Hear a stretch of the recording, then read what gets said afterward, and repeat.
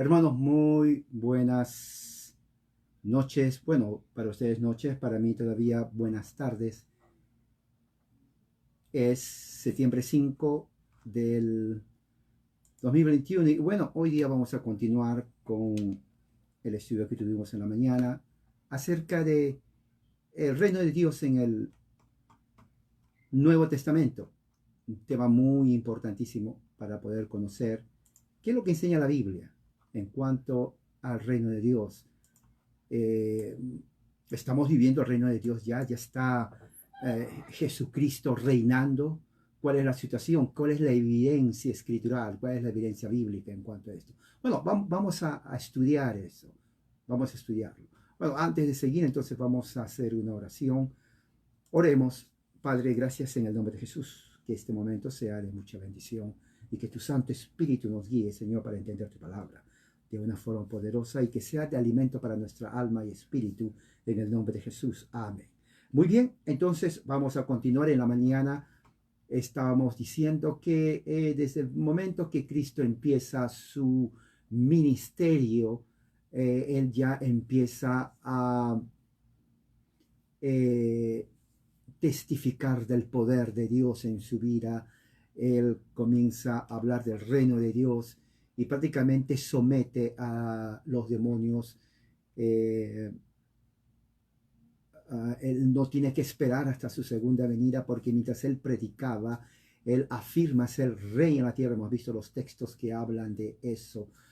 Después de su resurrección y ascensión, en base a Hechos 2:30-36, en el día de Pentecostés, en la fiesta de Pentecostés, entonces se celebra su entronización en el cielo. Jesús asciende, se siente a la diestra de Dios y hemos visto que la frase la diestra de Dios es una metáfora para decir que Jesús ya reina.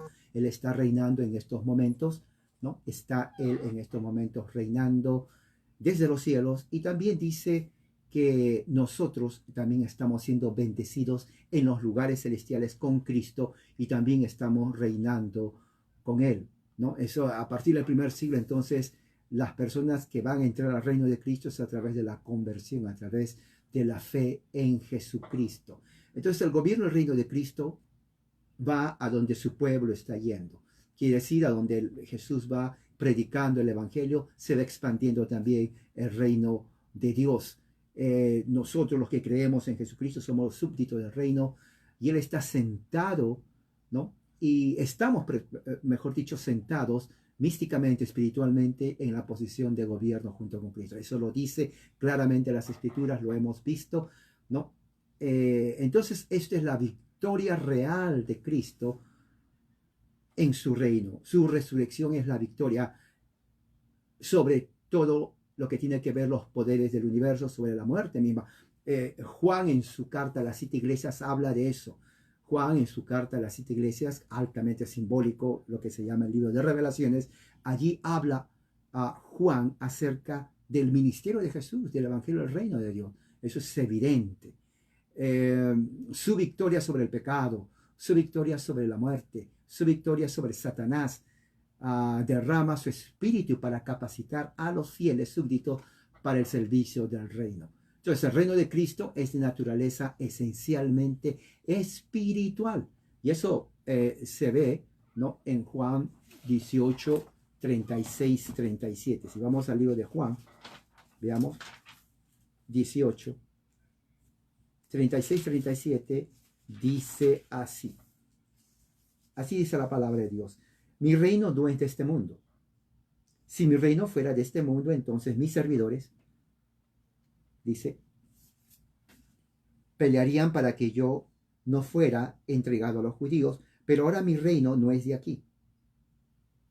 Así que tú eres rey, le dice Pilatos. Escuche bien. Tú dices que soy rey. Para esto yo he nacido y para esto he venido al mundo, para dar testimonio de la verdad. Todo el que es de la verdad escucha mi voz. Esto es lo que está hablando Jesús en las Escrituras, ¿no? Él dice que él ya es rey, porque para esto he venido. O sea, el milenio no es como enseñaron a los evangélicos, que va a venir después, que estamos esperando. Eso no enseña la Biblia. ¿Ok? Es la Escritura, la evidencia, la autoridad de nuestra fe, la evidencia, la Escritura. enseña que Cristo es rey ya. La palabra milenio, que ocurre solamente en el libro de Apocalipsis, se refiere no a 1000 años literal, sino al gobierno indefinido de Cristo.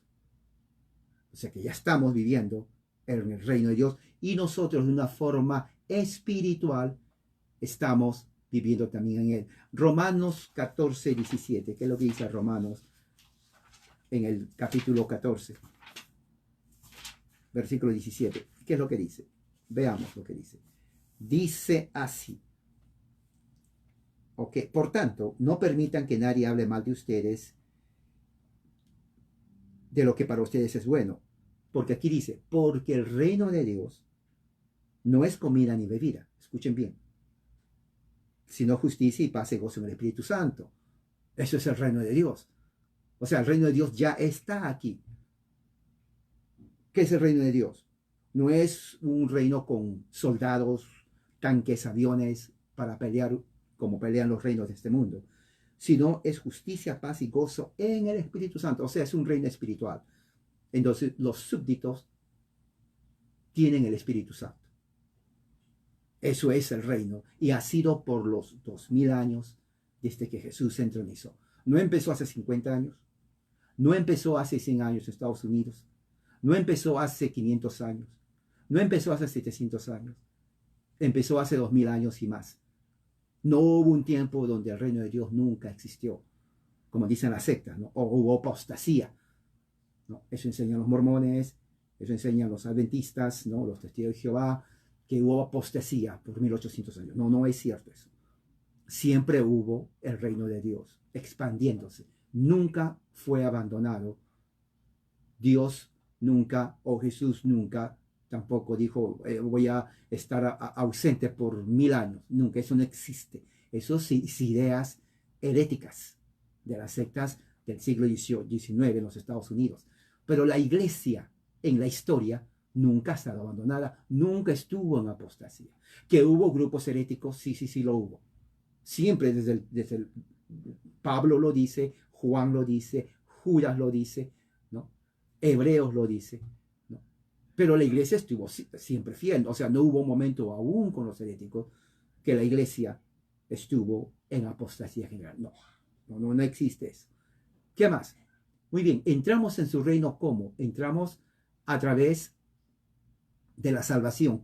Colosenses 1, 12, 13 dice, con gozo, dando gracias al Padre que nos hizo aptos para participar de la herencia de los santos en luz. Mire, con gozo, dando gracias al Padre que nos hizo aptos para participar de la herencia de los santos en luz. Eso es lo que está escribiendo Pablo a los Colosenses, el cual nos ha librado de la potestad de las tinieblas. El Dios, el Padre, nos libró de la potestad, tiempo pasado, y nos trasladó, nos cambió de un lugar a otro al reino de su amado Hijo. O sea, estamos en el reino. Cuando dice reino de su amado Hijo, significa que Jesús ya reina ahora. Mira la evidencia bíblica, hermano. Mira la evidencia bíblica. Aquí está. Subrayar. Por eso se llama estudiar la Biblia. Recuerden, no trate la Biblia como cualquier libro. No. Dele su respeto. Es palabra de Dios. Con mucho respeto. No, en Colosenses capítulo 1. Dice así, ¿no? Con gozo, versículo 12, dando gracias al Padre que nos hizo aptos, ¿no? Que nos hizo aptos o nos hizo capaz para participar o compartir de la herencia de los santos en luz. Ahí lo dice. Y dice, el cual, el Padre, nos ha librado, tiempo pasado, del poder de las tinieblas y nos trasladado al reino de su amado Hijo. ¿Dónde estamos nosotros viviendo? Estamos viviendo en el reino de Dios. Estamos viviendo en el reino de Dios. Vuelvo a repetir, Colosenses 1:12. Nos ha trasladado al reino de su amado Hijo. Tiempo pasado, el reino de Dios es ya, ¿no? Esto muchos evangélicos lo tienen confundido esto, pero no deberían estar confundidos porque la evidencia bíblica es clara. El reino de Dios es ya, ahora. Y nosotros estamos en el reino de Dios. Lea lo que dice otra vez, Colosenses 1:12, porque puede haber alguien que duda, oh, no dude de mí, yo no estoy hablando de esto. Eso lo dice Pablo, el apóstol. Pablo lo dice. Dando gracias al Padre que nos ha capacitado para compartir la herencia de los santos en luz. Es increíble, pero muchos amigos evangélicos no creen lo que dice la Biblia. Ellos esperan un milenio en el futuro, que todavía no está. Bueno, o Pablo estaba mal, nos está engañando, y mejor no hay que leer la Biblia, porque Pablo enseña en todas sus cartas que el reino de Dios es ya ahora que estamos hablando, en este momento, septiembre 5, 2021. Y no empezó ahora, empezó cuando Jesús fue entronizado, ascendió a los cielos, se sentó a la diestra del Padre. Es una metáfora que implica está gobernando. Está gobernando. ¿Y qué más? Y dice así, de su reino es amado Hijo. Estamos allí. Juan 3:3 dice, Jesús a Nicodemo, de cierto, el que no nace de nuevo, espiritual, no puede ver el reino de Dios. Y si ustedes saben el diálogo, Nicodemo dice, ¿acaso un hombre puede entrar al vientre de su madre? Ahora, bien interesante, me gusta ese diálogo, porque Nicodemo entendió, bueno, o mal entendió, que Jesús estaba refiriéndose a que uno tiene que físicamente renacer, lo cual es la doctrina de la reencarnación. Muchos de los que creen en la reencarnación creen que Jesús está hablando de la reencarnación, pero en realidad no, porque Jesús le corrige, le dice, no, no, no, no, el viento sopla de donde quiere y no conocemos su sonido, ¿no? Pero ahí dice, este nacimiento es espiritual, ¿no? Es espiritual. Lo que es nacido de la carne, carne es. O sea, no, una vez nacimos, nada más. Pero lo que es nacido del espíritu es espiritual. O sea, no estoy hablando, Nicodemo, de un nacimiento espiritual. Estoy hablando de un nacimiento, perdón, no un nacimiento físico, sino de un nacimiento espiritual. No te asombres que te dije, tienes que nacer de nuevo. Porque el viento sopla, oye su sonido, pero tú no sabes de dónde viene, de dónde va. Así es todo aquel que es nacido del Espíritu. En otras palabras, no sabemos, en realidad, físicamente hablando, la ciencia del nacimiento espiritual. Pero es verdad. Cuando dice el viento existe. O sea, el nacimiento espiritual es una realidad, según Jesús.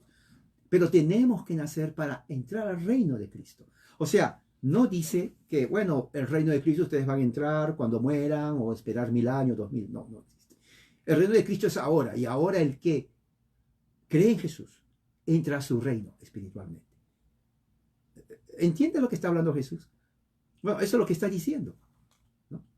Y también entramos porque somos la morada del Espíritu Santo, donde dice eso en Juan 7:39, dice, el que cree en mí, dice Jesús, como dice la Escritura, de su interior correrán ríos de agua viva. Ahora, bien interesante, porque lo que está hablando Jesús ahí es otra metáfora, porque dice ríos de agua viva. Obviamente no hay ríos de agua viva en el cuerpo de uno, pero se está refiriendo al Espíritu, porque en el versículo 39 dice, esto dijo del Espíritu. ¿Se dan cuenta cómo Jesús utiliza cantidad de metáforas?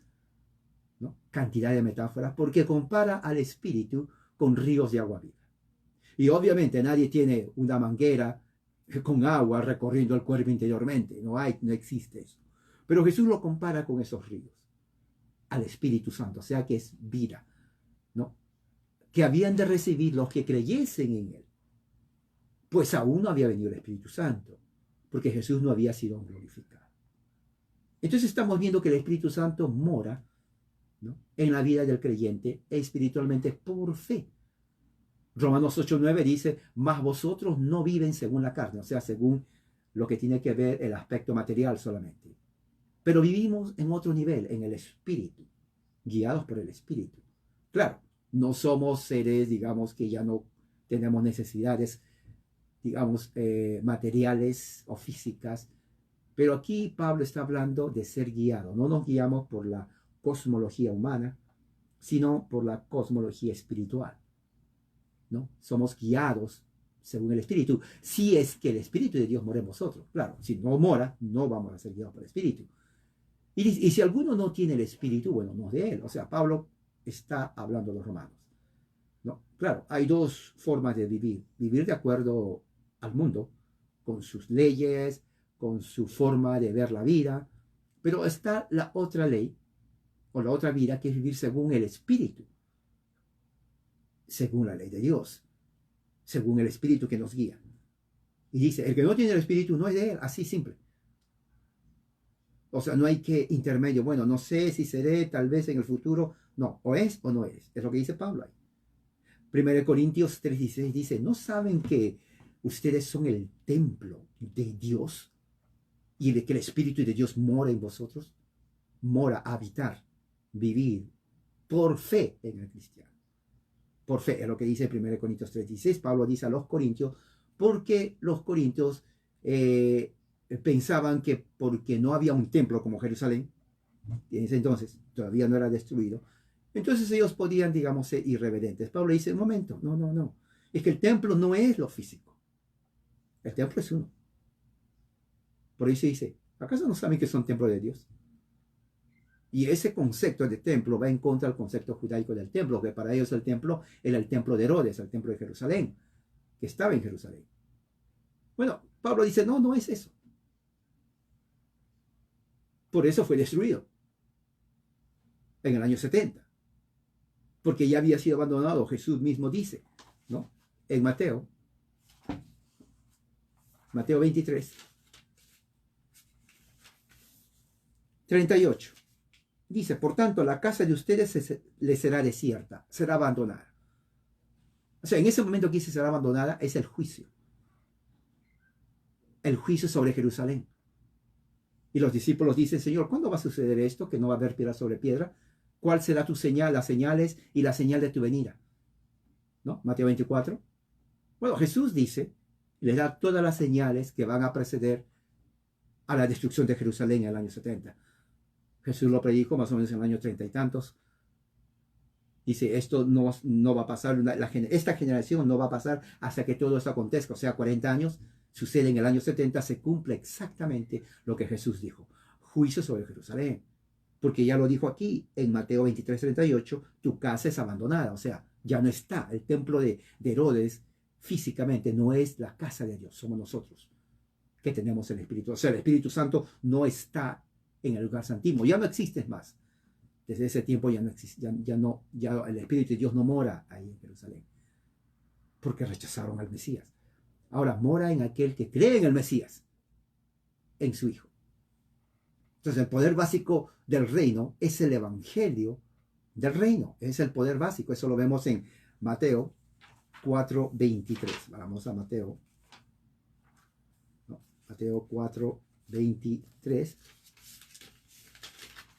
Dice así Mateo 4:23. Y Jesús iba por Galilea, enseñando en sus sinagogas, proclamando el evangelio del reino, sanando de toda enfermedad, toda dolencia en el pueblo. Se extendió su fama por toda Siria. Traían a él los que estaban enfermos, afectados con diversas enfermedades, dolores, endemoniados, epilépticos, paralíticos. Él los sanaba.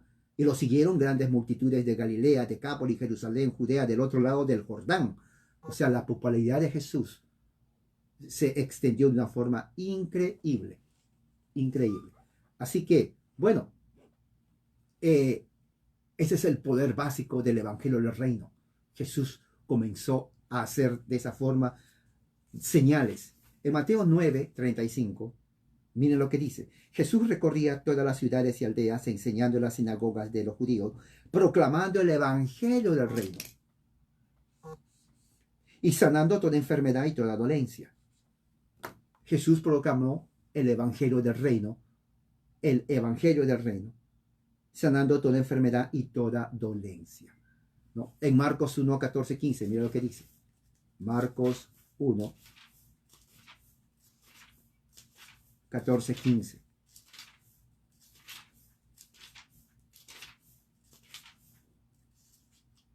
Marcos 1, 14, 15. Después que Juan había sido encarcelado, Jesús vino a Galilea predicando el Evangelio de Dios. El tiempo se ha cumplido. ¿Se dan cuenta? ¿Cuándo se cumplió el tiempo de los profetas? Si alguien le dice a usted. Muchos dicen, bueno, falta todavía que se cumpla, que el arrebatamiento, el rapto secreto, los 7 años del anticristo. Nada de eso enseña la Escritura. Nada de eso enseña la Escritura. Eso creen los evangélicos. Pero la Escritura no enseña eso. La Escritura enseña que ya el Evangelio vino y Jesús estaba ya predicando. Mira lo que dice. Dice,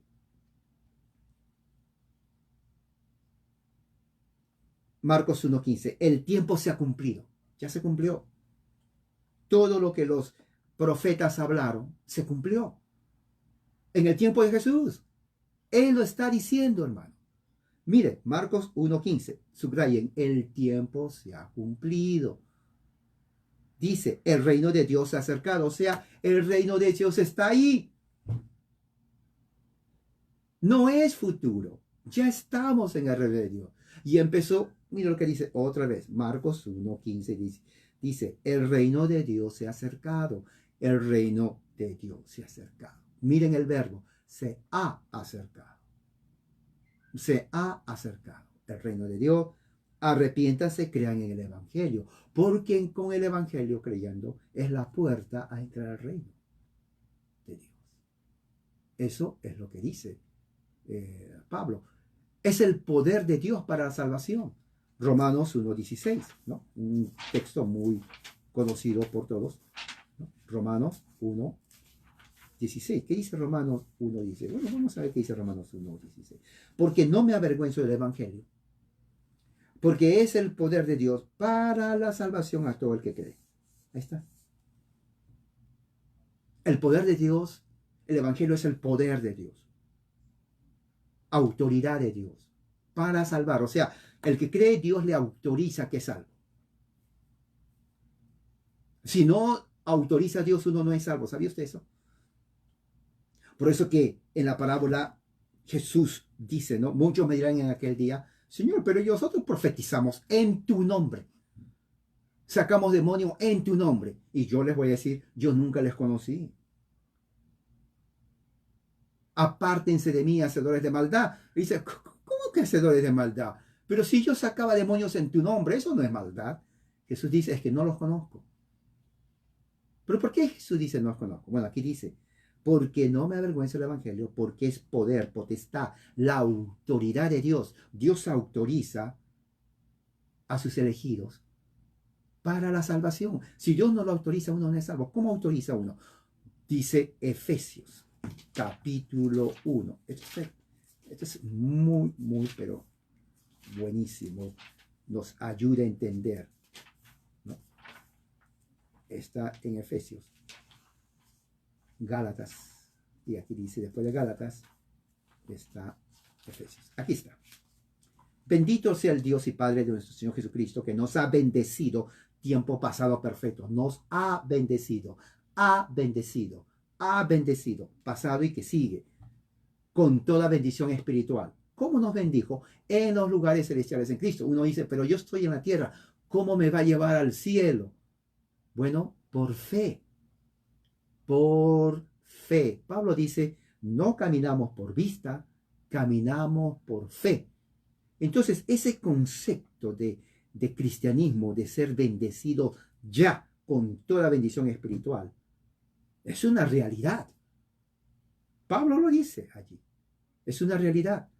La función básica del reino es promover la verdad de Dios. Juan 18:37. Vamos al Evangelio de Juan, capítulo 18, versículo 37.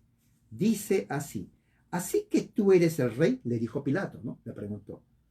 Tú dices que soy rey, le responde Jesús. No. Para esto yo he nacido, le dice Jesús. Y para esto he venido al mundo, fíjese, para dar testimonio de la verdad.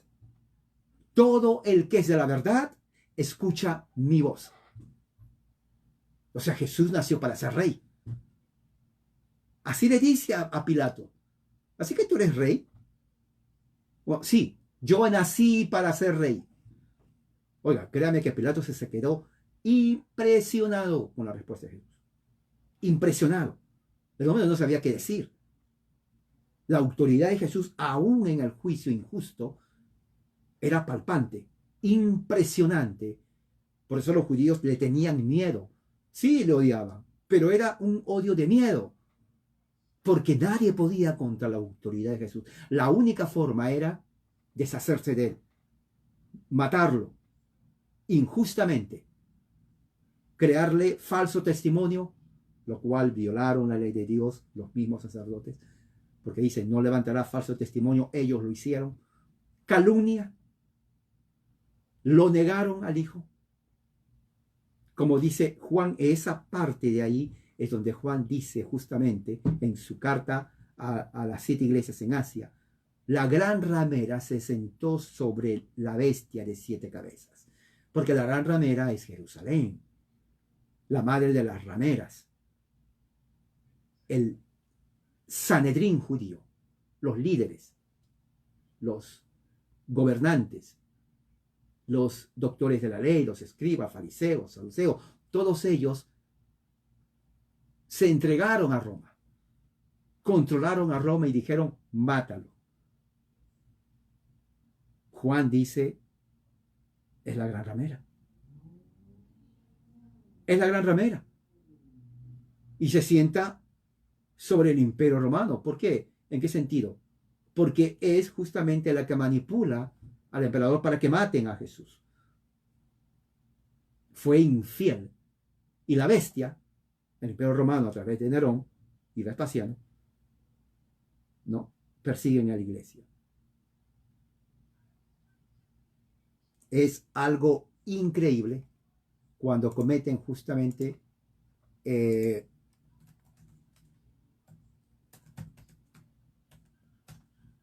el juicio a Jesús de una forma ilegal, ¿no? Durante el reinado de Tiberio César, que reinó en Roma del año 14 hasta el año 37, ¿no? Tiberio César, que tenía su estatua, tenían el culto al emperador, es donde Jesús es crucificado injustamente. El reino entonces no es un reino político futuro como esperaban los judíos, introducido por el Armagedón terrenal. Ellos leen mal, los judíos leyeron mal las escrituras, los profetas, ¿no? La ley inclusive, ¿no? Los judíos del primer siglo buscaban un reino político para derrocar a Roma, y cuando Cristo no les ofrece eso, lo rechazan. Miren en Juan 6:15, interesante. Juan 6:15, ¿qué es lo que dice? Miren lo que dice Juan 6:15. Dice así, por lo que Jesús, en 14, la gente entonces al ver la señal que Jesús había hecho, decía, verdaderamente este es el profeta que habla, que había de venir al mundo. Fíjense, o sea, ellos creyeron, bueno, Jesús es el profeta, el pueblo creyó. Pero mira que dice el versículo 15, por lo que Jesús, dándose cuenta que iban a venir y por la fuerza hacerle rey político, dice, él se retiró otra vez al monte. Oiga, ¿qué estaba diciendo? Alguien podría decir, ¿qué pasó con Jesús? La gente está atrás de él, sí. La gente lo ama, lo quiere. Quieren que sea el rey. ¿Pero por qué? Porque recuerde que en ese entonces Roma, el poder estaba en su cima de poder político, ¿no? Había su reino avanzado en África, Gran Bretaña, Europa, Asia, ¿no? En todas partes. Era un imperio poderosísimo bajo Augusto César. Entonces ellos querían, los judíos, deshacerse de ese gobierno imperialista. Ellos querían ser libres e independientes. Entonces necesitaban armarse para pelear contra el imperio, el imperio romano era un gigante.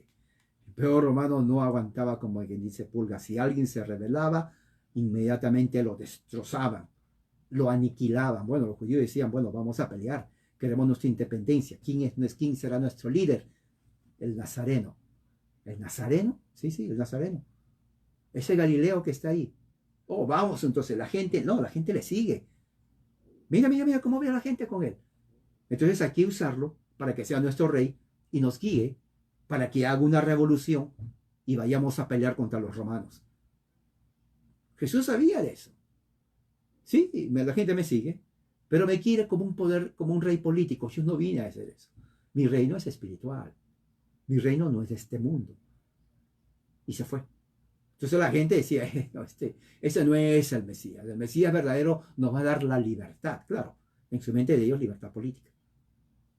Incluso sus discípulos estaban confundidos, decepcionados. Mira lo que dice Lucas 24, 21.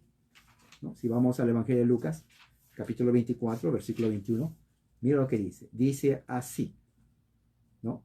Y como los principales sacerdotes y nuestros gobernantes lo entregaron a sentencia de muerte y lo crucificaron, pero nosotros esperábamos que él era el que iba a redimir a Israel. Miren, 21.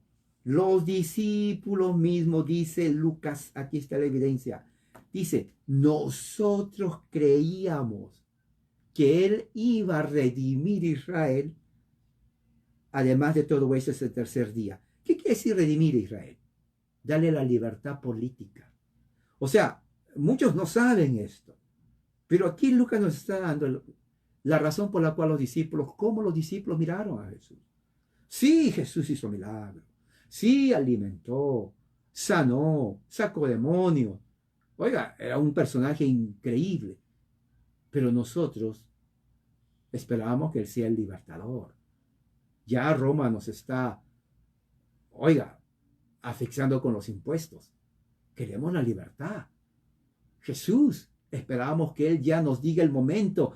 Ármense. Y murió sin decirnos nada. ¿Qué pasó con este Mesías? O se dan cuenta que los discípulos aún se habían confundidos por un tiempo. Israel, como entidad geopolítica, se deja de una vez por todas como la nación especialmente favorecida por Dios. O sea, Israel ya no era la razón, la nación favorecida por Dios. Esto es muy importante que se sepa, ¿no? Y debido a su papel destacado en la crucifixión de Cristo. Esto es muy importante. Miren lo que dice Mateo 8, 11, 12. Mateo 8, 11, 12 dice así, ¿no? Y les digo que vendrán muchos del oriente, del occidente, se sentarán a la mesa con Abraham, Isaac y Jacob en el reino de los cielos. Mire, Jesús está diciendo que el reino no está limitado al reino de Israel, sino a las naciones, a otros que no son israelitas. Y van a estar, ¿qué significa sentado en la mesa? Es una figura literaria, es una metáfora. Lo que está diciendo es que van a ser parte del nuevo pacto de Abraham. Eso es lo que está diciendo prácticamente. Van a ser parte del nuevo pacto abrámico. Pablo lo dice eso en Gálatas capítulo 3 y capítulo 4. El pacto abrámico. ¿Quiénes son ellos? Nosotros los que creemos en el Mesías. De ellos está hablando. Pero los hijos del reino, está hablando de los judíos, serán arrojados a las tinieblas de afuera. Allí será el llanto y crujir de dientes. Fíjese. Ahora, bien interesante, porque aquí está hablando exactamente que Jerusalén ya no es la ciudad o la nación preferida de Dios. No, no es así. Dios tiene así una nación preferida, pero no es la nación de Israel. Lo vamos a ver más adelante, ¿no? Hechos 2, 22, 23. Vayamos al libro de Hechos. Capítulo 2, 22, 23. Dice así.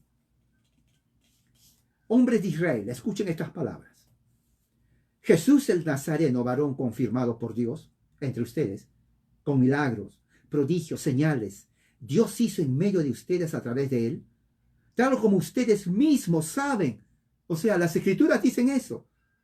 Este fue entregado por el plan predeterminado y previo conocimiento, prognosis de Dios.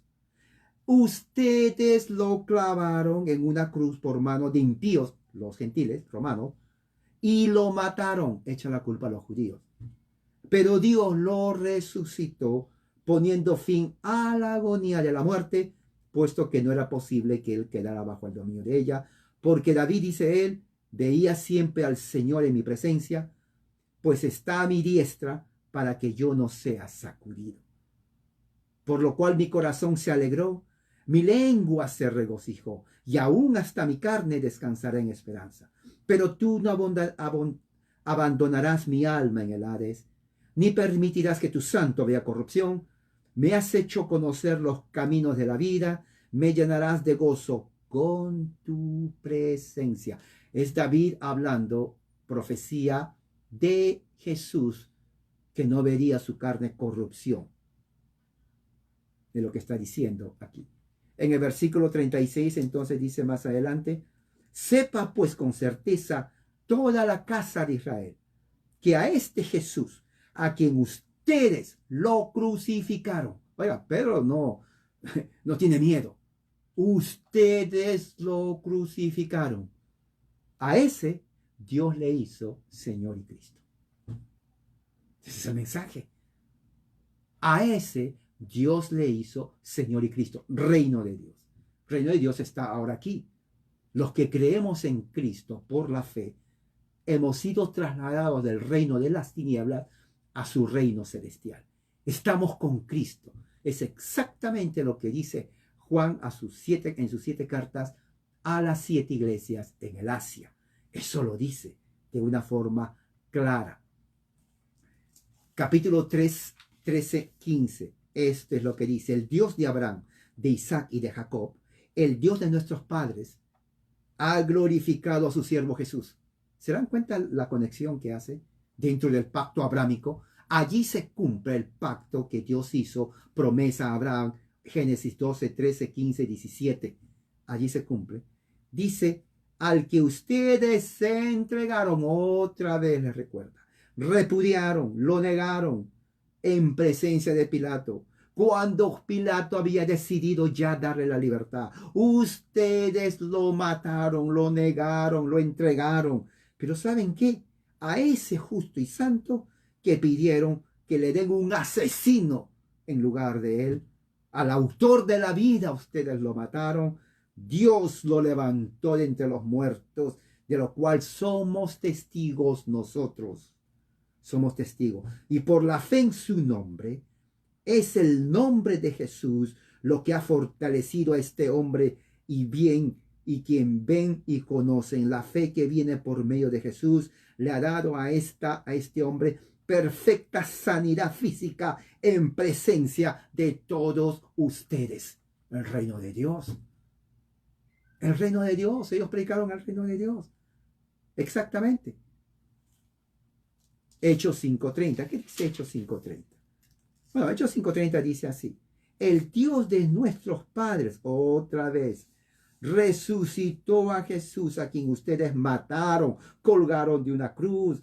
A él, a Jesús, Dios lo exaltó a la diestra, lo puso con él en el gobierno, lo puso como príncipe, salvador, para dar arrepentimiento a Israel y perdón de pecado. Nosotros somos los testigos de estas cosas. ¿Se acuerda que Juan habla de los 2 testigos en Jerusalén? Aquí están, los apóstoles son los 2 testigos. Y también el Espíritu Santo, el cual Dios ha hablado a los que le obedecen. Está claramente, ¿no? O sea, no, Israel desde ese momento ya no es la nación escogida de Dios. Es una mentira, ¿no? Dios juzgó a Israel del primer siglo. Le quita el estatus de la nación más favorecida, aunque no abandona la promesa de que muchos israelitas vendrán al conocimiento de Jesús, según Romanos 11, del 11 al 25. O sea, rechazó a la nación, pero no la promesa de que muchos vendrán a conocer al Mesías. Y empezó desde el tiempo de los apóstoles. Los apóstoles fueron todos judíos. Los primeros discípulos, más de 10.000, 15.000, eran todos judíos. O sea, ya se cumplió y se está cumpliendo que todos los judíos están viniendo a conocer a Jesús. A medida que el enfoque de Dios cambia de Israel, que era una tierra confinada y un solo templo allí en Jerusalén chiquito que ya fue destruido, la eclesía del Nuevo Testamento se convierte en el verdadero Israel de Dios. Mira lo que dice Gálatas 6:16, ¿no? El libro de Gálatas 6:16 dice así: y a los que andan conforme a esta regla, paz y misericordia sobre ellos, sobre el Israel de Dios. Sobre Israel de Dios. ¿Quién es Israel de Dios? Ellos, la eclesía. No el Israel confinado a una raza, a un lugar, a un templo. No. El templo, ni la raza, ni un lugar significa nada para Dios. Jesús dijo, Mateo 23:38, tu casa es abandonada. No, el templo no significa. Nosotros, usted y yo que confiamos en Jesús, somos el templo y el Espíritu no habita en el lugar santísimo. Ya no existe eso. Habita en los que tenemos fe en Jesucristo. Eso es lo que enseña la Escritura. La Escritura es clara ahí. Mira lo que dice ahí, ¿no? ¿Qué más? Bueno, somos la iglesia, la eclesía es la circuncisión verdadera. ¿Dónde dice eso? Filipenses 3:13. Vamos a ver lo que dice Filipenses 3:13. Bueno, vayamos a lo que dice Filipenses 3:13. Dice así: hermanos, yo mismo no considero haberlo ya alcanzado. No, dice ahí, perdón, Filipenses 3:3 dice, porque nosotros somos la verdadera circuncisión. Ahí está. Filipenses 3:3. Márquelo, subrayalo. Somos la verdadera circuncisión. Nosotros somos la verdadera circuncisión. Y dice, los que adoramos en el Espíritu de Dios. Ahora, eso está tremendo. Pablo está definiendo lo que es la verdadera eclesía. Y dice, y nos gloriamos en Cristo Jesús. No poniendo la confianza en la carne, o sea, la circuncisión. Aunque yo mismo podría confiar en la carne. ¿Ok?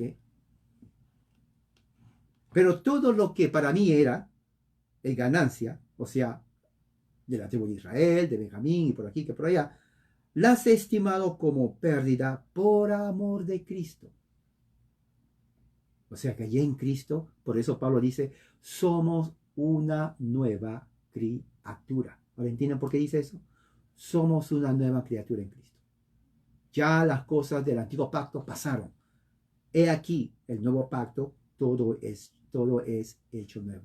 Somos la simiente de Abraham. Eso está en Gálatas capítulo 3. Vamos al libro de Gálatas.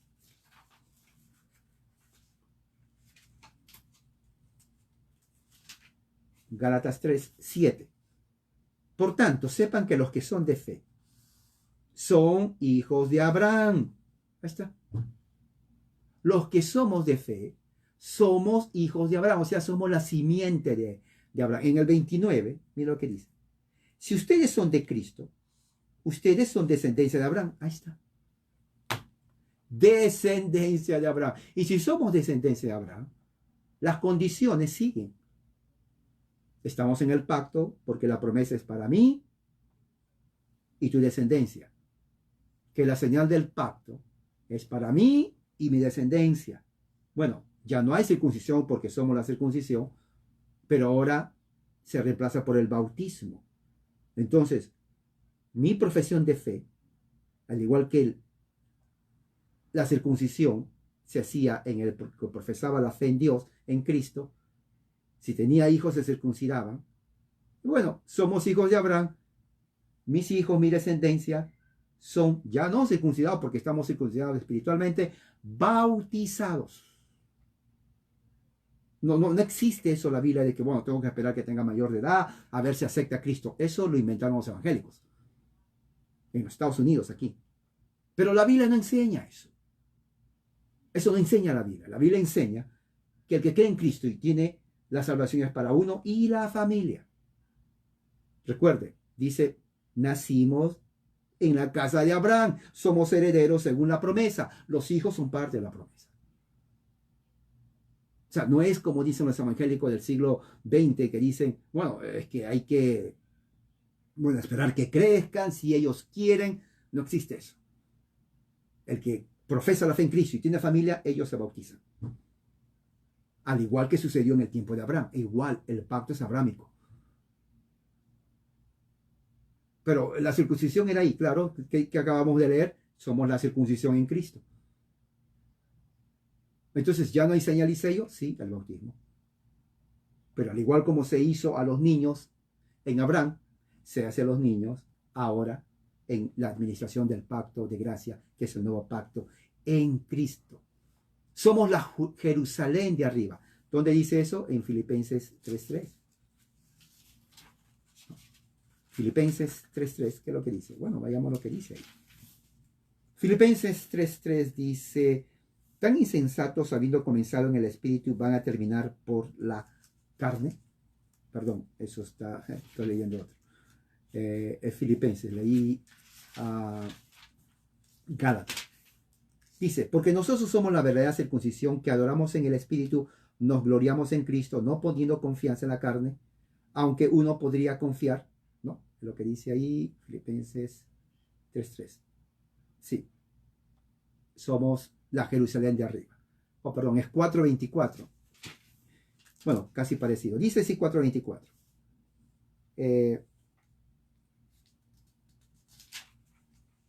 Bueno, me estoy confundiendo aquí con los estos. Es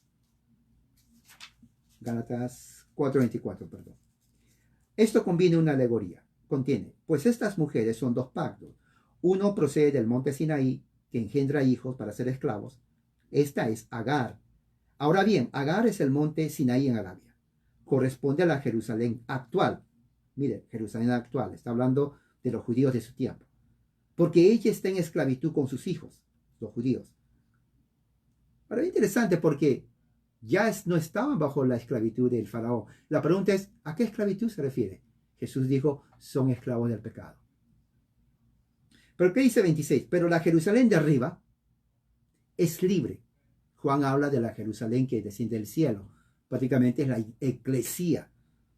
Esta es nuestra madre. Por eso los reformadores decían que la iglesia es nuestra madre. La Jerusalén nueva de arriba es la eclesía, es nuestra madre. Porque está escrito, regocíjate estéril, la que no concibes, prorrumpe y clama tú que no tienes dolores de parto, porque más son los hijos de la desolada que de la que tiene marido. Ustedes, hermanos, como Isaac, son hijos de la promesa. Mira lo que dice Pablo, hijos de la promesa. O sea, la promesa abrámica es para nosotros, ¿no? Porque así como entonces el que nació según la carne persiguió al que nació en el espíritu, así también sucede ahora. Pero, ¿por qué dice eso, Juan? Porque los judíos en la carne perseguían a la Jerusalén de arriba, eclesía, que nacieron del espíritu. Lean todo el libro de los Hechos, ahí van a ver lo que está pasando. Así que somos la Jerusalén de arriba. Somos el templo de Dios. Eso está ahora sí en Efesios 2:21. Mira lo que dice. Dice, estando edificados sobre el fundamento de los apóstoles, profetas, siendo Cristo la piedra angular, en quien todo el edificio bien ajustado va creciendo para ser un templo santo en el Señor. Ahora, la pregunta es, ¿pero no estaba el templo de Jerusalén ahí? Cuando Pablo escribe esta carta, el templo de Jerusalén todavía estaba en pie, porque no es destruido hasta el año 70. Esta carta en los Efesios lo escribe más o menos en el año 60, más o menos, faltaba más o menos unos 10 años, ya sea en el tiempo de Nerón. Pero Pablo no dice, miren, ahí está nuestro templo de Jerusalén. No, dice, nosotros somos el templo. Jesús es la piedra angular de nuestro templo verdadero. Y dice que nosotros sobre esa piedra estamos siendo edificados para ser la morada de Dios en el Espíritu. O sea, Pablo está diciendo, nuestro templo no está limitado a Jerusalén como el templo de allá. No. Nosotros somos el templo y estamos en todas partes por el Espíritu Santo. ¿Se dan cuenta el paralelo? ¿No? Somos un real sacerdocio, pueblo adquirido por Dios. Y eso está en 1 de Pedro. Vamos a leer 1 de Pedro capítulo 2, versículos 9 y 10. Dice así, pero ustedes son linaje escogido,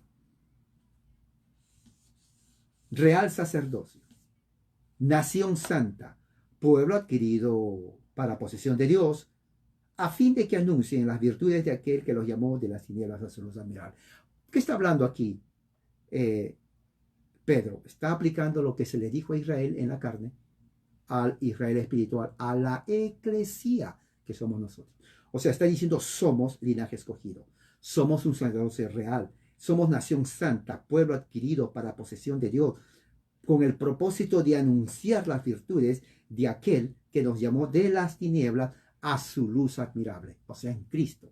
Recuerde que Pablo dice que estamos sentados en los lugares celestiales en Cristo, reinando con Él, justamente. O sea, prácticamente eso es la eclesía, el nuevo Israel, el nuevo pueblo de Dios. En consecuencia, dice así, aprendemos que las promesas hechas a Israel se aplican a la iglesia. Eso está en Hechos 15, 12, 17. Si vamos al libro de Hechos 15, 12, 17, vamos a ver que ahí también dice lo siguiente. Mira lo que dice Hechos 15, 12, 17. Toda la multitud hizo silencio escuchaban a Bernabé y a Pablo, que relataban las señales, prodigios que Dios había hecho entre los gentiles por medio de ellos. Cuando terminaron de hablar, Jacobo tomó la palabra y dijo: escúchenme, hermanos. Simón ha relatado cómo Dios al principio tuvo a bien tomar de entre los gentiles un pueblo para su nombre. Y con esto concuerdan las palabras de los profetas, tal como está escrito: después de esto volveré, reedificaré el tabernáculo de David. ¿Cuál es el tabernáculo de David que edificaron? La eclesía. Nosotros somos el tabernáculo de David que el Señor reedificó en Cristo. Y dice: de su ruina los levantarán de nuevo, para que el resto de los hombres busque al Señor, y todos los gentiles que son llamados por mi nombre, los electos en Cristo antes de la fundación del mundo, predestinados para ser hechos de acuerdo a la imagen de su Hijo. Efesios capítulo 1, dice el Señor: ellos van a llamar mi nombre, que hace saber todo esto desde tiempos antiguos. En otras palabras, nosotros, la nueva eclesía, el nuevo pueblo de Dios, prácticamente se aplican las promesas para nosotros. En nosotros se cumplen todas las promesas. Eso, la evangelización, el llevar el evangelio, es la condición para entrar justamente al reino de Dios. Aparte de Cristo no podemos hacer nada. Jesús mismo lo dice en Juan 15:5. En Él podemos hacer todas las cosas. Filipenses 4:13 dice: todo lo puedo en Cristo, que Él me fortalece. Claro, los indoctos tuercen esos textos para indicar otro sentido que el que no tiene en sí. Pablo no tenía en mente la posesión cuando dicen: oh, todo lo puedo, voy a tener esto. No, se refiere a la fe en Cristo, a tener justamente las bendiciones de Cristo en nosotros. Como dice, ya estamos completos en Cristo y todo lo puedo hacer. O sea, soportar por el evangelio en Jesucristo. Debido a que posee Jesús toda la autoridad en el cielo y en la tierra. Mateo 28:18 dice: toda autoridad se me dio en los cielos y en la tierra. ¿No? Su gran comisión, cuando Él da la gran comisión espera que su pueblo gane a mucha gente para el Señor. Se bautice en el nombre del Padre, del Hijo y del Espíritu Santo, y muchas naciones vengan a ser instruidas, a instruirse en todas las cosas que Él enseñó. Mira lo que dice Mateo 28:19. Es tremendo. Mateo 28:19, mira lo que dice aquí. Vamos a ir a esa parte que dice Mateo 28:19. Dice al final, 18, toda autoridad me ha sido dada a mí en el cielo y en la tierra. O sea, ya se le dio. Él es rey. Jesús es rey. Ya Él se le dio autoridad.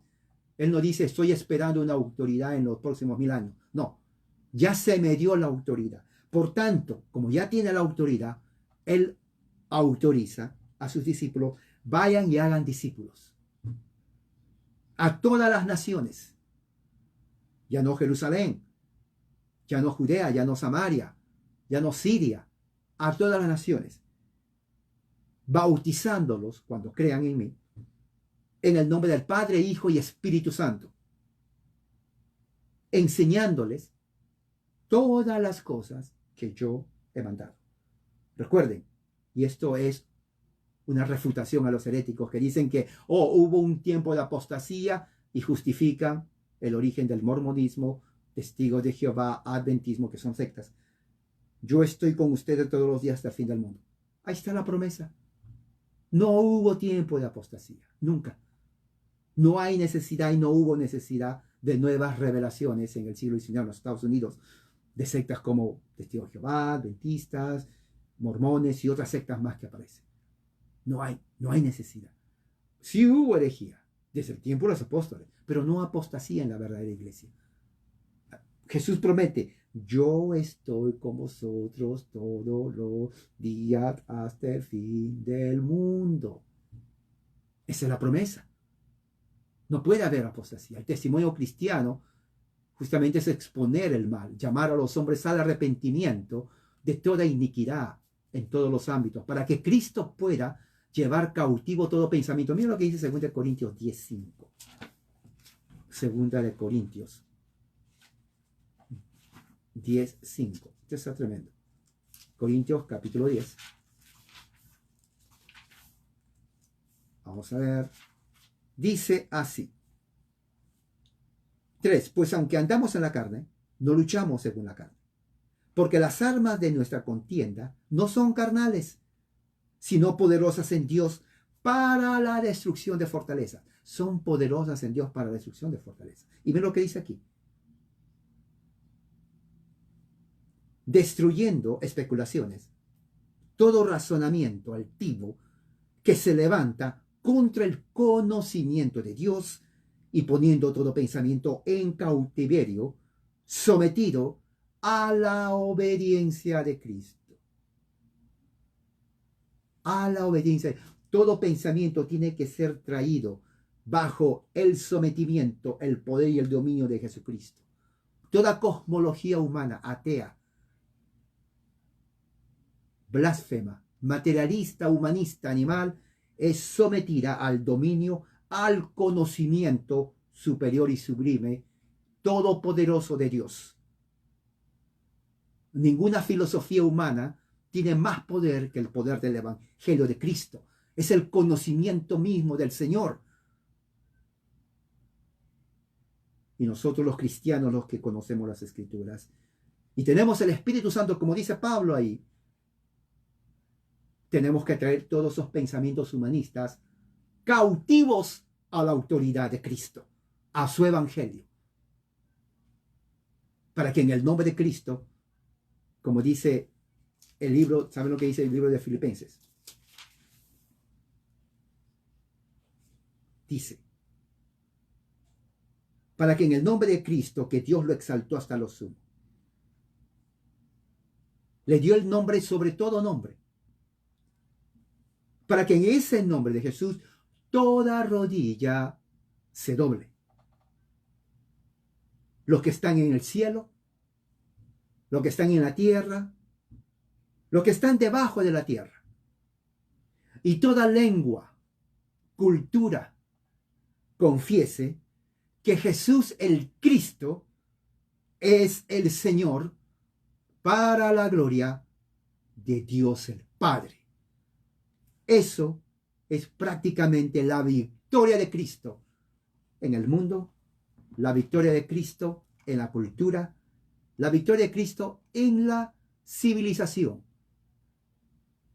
Es el cristianismo, el evangelio de victoria que estamos nosotros viviendo ahora. Y es realmente algo increíble. Es algo increíble. Cristo actualmente está gobernando. Él está reinando desde el cielo, 1 Corintios 15, 25. Miren lo que dice 1 Corintios 15, 25. Esto está en la Biblia. Mire, 25. Pues Cristo debe reinar, presente, debe reinar, hasta que haya puesto, mire el tiempo hasta dónde va a reinar, hasta que haya puesto a todos sus enemigos debajo de sus pies. Subrayelo, hermano. Amigo evangélico, usted que salió del catolicismo porque ahí no enseñan la Biblia, dice. Bueno, ahora aquí está la Biblia. Estúdienlo. No pierda su tiempo, sinceramente, no pierda su tiempo. Ese es mi consejo, sinceramente. Si usted lo quiere hacer, usted decide perder el tiempo. Pero no pierda su tiempo. Dice Pablo, Cristo reina ahora y va a tener que reinar hasta que sus enemigos sean sometidos bajo su... La palabra debajo de sus pies es una metáfora que significa autoridad. Sometido bajo sus pies, y el último enemigo que será eliminado es la muerte. ¿Hasta cuándo? Hasta que entregue su reino al Padre. Mira lo que dice 28. Porque Dios ha puesto todo en sujeción bajo sus pies. O sea, ya está sujeto las cosas en sus pies. Se están sujetando poco a poco. El reino está creciendo. Y dice, pero cuando dice que todas las cosas están sujetas a Él, es evidente que se exceptúa a aquel que se ha sometido a Él. O sea, Jesús. Y cuando todo haya sido sometido, o sea, cuando se cumpla todo sometido, escuche bien, mire, esto que dice la Biblia, por favor, póngale un cuadro tremendo. Hágalo en su Biblia como un cuadro esa parte, porque eso lo tiene que leer todos los días, para eso tiene la Biblia. Mira lo que dice la Biblia ahí. Dice, cuando todo esto haya sido sometido, evangélico, por favor, amigo pentecostal. Mira lo que dice la Biblia. Cuando todo esto haya sido sometido, entonces, esto está tremendo, también el Hijo se va a sujetar a aquel que le sujetó todas las cosas para que Dios sea en todo en todos. Para que Dios sea todo en todos. Eso es increíble, hermano. Esto es realmente increíble lo que dice Pablo. O sea, Jesús no va a venir por segunda vez hasta que todos sus enemigos se sometan a sus pies. ¿Dónde dice eso? Versículo 24. Dice, entonces, dice 23, cada uno a su debido orden. Cristo, las primicias, luego los que son de Cristo en su venida. Entonces, versículo 24, vendrá el fin. Y dice, cuando Él, o sea, Jesús, entregue el reino, o sea, el reino que estamos viviendo ahora, de Dios al Padre. O sea, ¿me entiende? O sea, Jesús está reinando. Va a venir el momento en cuando todo esté sometido y le dice, Padre, ya se han sometido todos bajo mi autoridad. Ahora te entrego a ti el reino. Tiene que entender esto, hermano. Si no, su religión no sirve absolutamente para nada. Se lo digo así. No es que yo salí del catolicismo para ser salvo. No, ser evangélico, cambiarse de religión no salva absolutamente. Es la verdad. Porque si salvara, entonces hubiera habido pentecostales evangélicos desde el primer siglo. Pero no, estos aparecieron aquí en los Estados Unidos de América. Entienda eso, por favor. Grábeselo, escríbalo, memorícelo.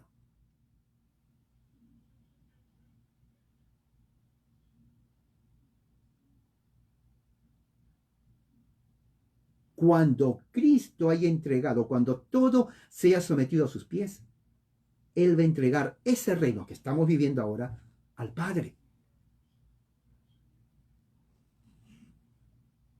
Porque es necesario que Cristo reine hasta que haya puesto a todos sus enemigos bajo sus pies. Está la evidencia, hermano. Pero ¿cuándo va a venir? Cuando haya puesto a todos sus enemigos bajo sus pies. Usted no lo va a ver, yo no lo voy a ver, sus hijos no lo van a ver, sus nietos no lo van a ver tal vez, pero va a suceder. Pero aquí lo dice Pablo. Léalo, lea todo 1 Corintios 15 para que no le engañen. Léalo, ahí está. Ahí está escrito. Clarísimo, no es un secreto. Allí está escrito. Él va a conquistar a su último enemigo, que es la muerte, a su regreso. Mientras tanto, Cristo mismo ha dado en su eclesía dones y oficios para que den y preparen a los miembros de la iglesia local, lo preparen, que crezcan en el conocimiento de la verdad. Esto es increíble. De la verdad. ¿Dónde está eso? Bueno, eso está en segunda de Pedro. Vamos a ver.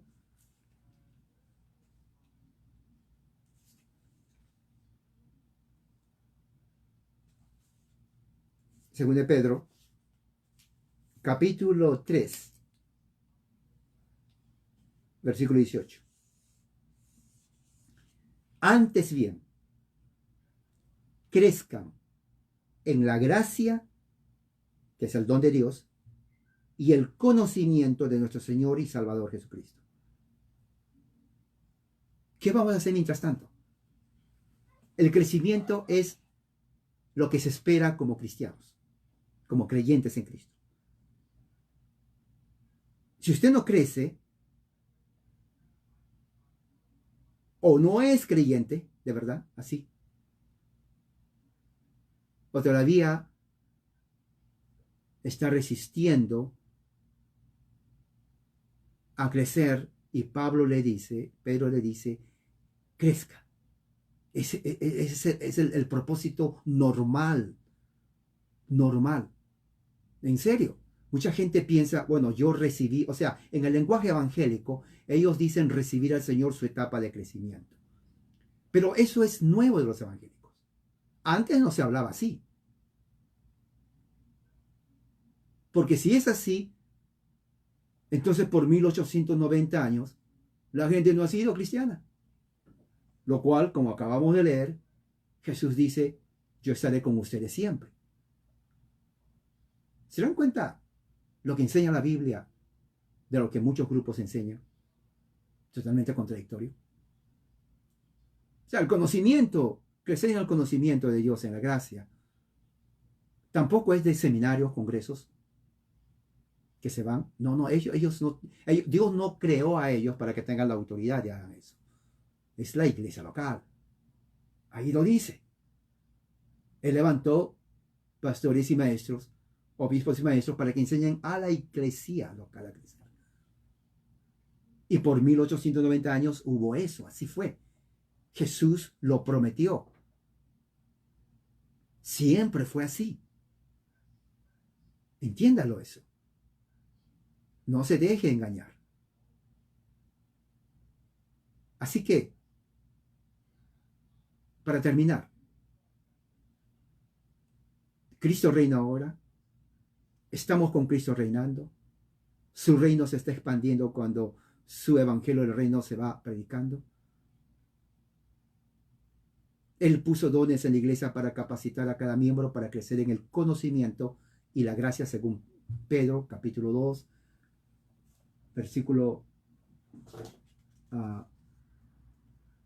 capítulo 3, versículo 18. Satanás no tiene poder, ya está atado. Él está aplastado porque mayor es el que está en nosotros que el que está en el mundo, dice Juan en su primera carta, capítulo 4, versículo 4. Entonces, ya tenemos la victoria en Cristo. No necesitamos extra bendición porque ya hemos sido bendecidos en Cristo con toda bendición espiritual. Dios conoce a los suyos. ¿Quiénes son verdaderos creyentes? Solo Dios sabe. ¿Son todos que invocan su nombre? Lamentablemente no. Recuerda el trigo y la cizaña. Y el sembrador le dice, no arranques la cizaña porque puedes arrancar el trigo. Dejemos hasta el final. Dejemos hasta el final. Pero una cosa le digo, el verdadero creyente crece en el conocimiento y la gracia de Cristo. Eso es evidente. Esa es la victoria que tenemos en Cristo y su promesa. Vamos entonces a hacer una oración. Padre, gracias por tu amor y misericordia. Que tu palabra haya penetrado en nuestra mente y espíritu en el nombre de Jesucristo. Y que sí podamos crecer en el conocimiento y la gracia de nuestro Señor. Esa es mi oración en nombre de Jesús. Amén, hermanos. Que la gracia de Dios sea con cada uno de ustedes en el nombre de Jesús. Amén.